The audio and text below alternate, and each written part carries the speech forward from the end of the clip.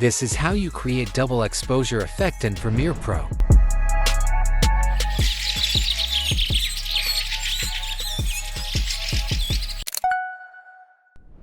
To start, I have 3 different clips ready to go.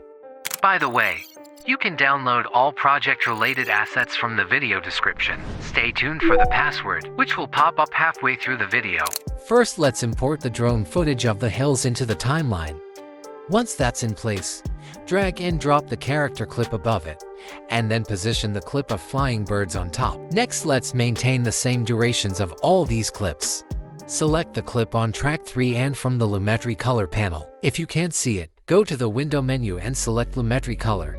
In the Lumetri color panel, tweak the settings, increase exposure, contrast, highlights, and whites, and reduce the shadows and blacks. To remove the white background, set the blending mode to darken, adjust the positioning and scale as needed to get the perfect fit. To enhance the contrast in the character's clip, you can play with the parameters of the Lumetri panel.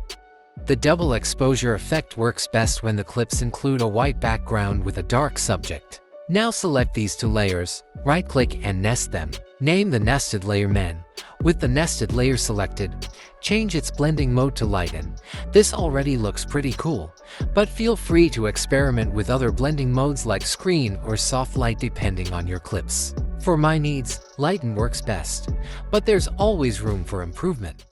Let's add a mask around the character's face. Click on the pen icon to create a free Bezier mask.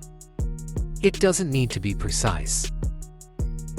I made a mistake and masked track 2 instead of the background layer, so I'll cut the mask, select the clip on track 1, and paste it into the opacity section.